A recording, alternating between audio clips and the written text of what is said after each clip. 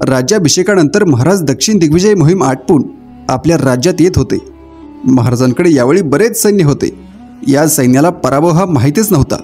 आपल्या राज्याकडे शिवराय येत असताना मार्गात अनेक राजांनी संस्थानांनी महाराजांचं मांडलिकत्व पत्करलं होतं, कारण या काळात शिवरायांशी वैर घेणं कोणाला परवडणारं नव्हतं। शिवाय हा तो काळ होता ज्यामध्ये महाराजांचे पराक्रम संपूर्ण भारतात गाजले होते, पण तरीही एक राजा महाराजांना नडत होता। या बेळगावच्या शेजारी बेलवडीच्या राजाने महाराजांचं मांडलिकत्व मात्र पत्करलं नाही, उलट तो महाराजांविरुद्धच उभा राहिला।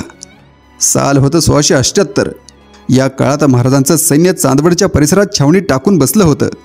इथे बेलवडीचा राजा ईशप्रभू राज्य करीत होता।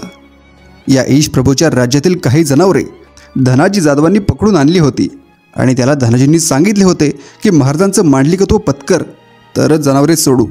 यानंतर ईशप्रभूला भयंकर राग आला आणि त्याने धनाजींवर चाल केली, पण धनाजीसुद्धा काही साधेसुधे योद्धे नव्हते।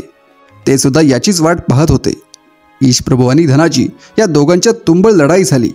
या लढाईत ईशप्रभूचे काहीच चालले नाही।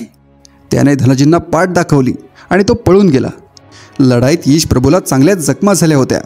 तो लढाईतून तडक बेलवडीच्या किल्ल्यात गेला आणि तिथेच त्याचा मृत्यू झाला। या ईशप्रभूला एक शूर पत्नी होती, तिचं नाव होतं राणी मल्लम्मा। तिच्याकडे आता एकच पर्याय होता, एकतर शिवरायांचं मांडलिकत्व पत्करणे अथवा त्यांच्याशी युद्ध करणे। तिने आपल्या पतीप्रमाणे युद्धाला उभे राहणे पसंत केले। राणी मल्लम्मा एक कसलेली योद्धा होती। तिने 2000 महिलांचे एक सशस्त्र पथक उभे केले। त्याच्या मागे 3000 पायदळ सैन्य तिने उभे केले होते। मल्लम्मा तिच्या 5000 सैन्यासह मराठ्यांवर चालून गेली। कैद असलेली आपली जनावरे तिने सोडून आणली व मराठ्यांची 100 जनावरे तिने पळवून नेली।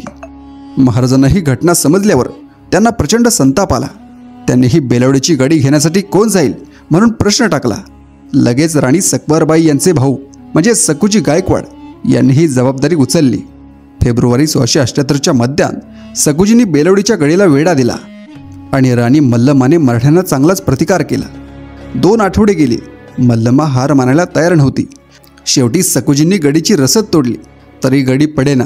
बेलवडीच्या स्त्रिया आणि पुरुषांच्या सेना मराठ्यांच्यावर भारी पडते की काय असा प्रश्न इंग्रजांना पडला।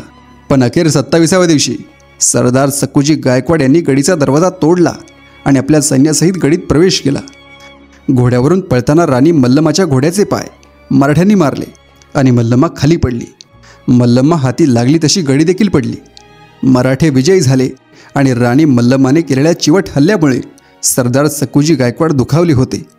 द्वेषाचा अग्नी त्यांच्या मनात पेटला होता। व्यक्तिगत रागाखातर त्यांनी राणी मल्लम्माच्या अब्रूवर हात टाकला। त्या रागाच्या भरात त्यांच्याकडून ही चूक झाली। गडीत सापडलेल्या इतर स्त्रियांना देखील बंदी बनवून शिवाजी महाराजांच्या समोर उभं करण्यात आलं।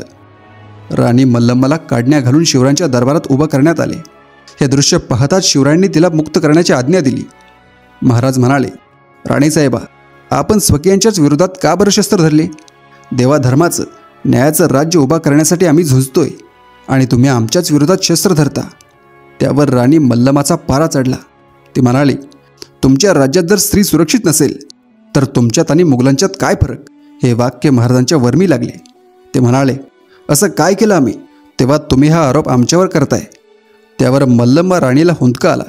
ती म्हणाली, आपला सरदार सकूजीने माझी आबरू लुटण्याचा प्रयत्न केला, आमच्या इतर महिलांना मारहाण केली। सकूजी गायकवाड दरबारातच होता आणि महाराजांसमोर खोटे बोलण्याची त्याची हिंमत नव्हती। त्याने गुन्हा मान्य केला। अखेर शिवरायांनी दरबारातच फैसला सुनावला। सकूजी गायकवाडांचे दोन्ही डोळे काढून टाकण्याची आज्ञा केली। त्यानंतर त्यांना आयुष्यभर कैदेत देखील टाकले। महाराजांनी आपल्या पतीच्या पश्चात त्याच्या राज्यासाठी लढणाऱ्या मल्लम्माला सावित्री हे नाव दिले।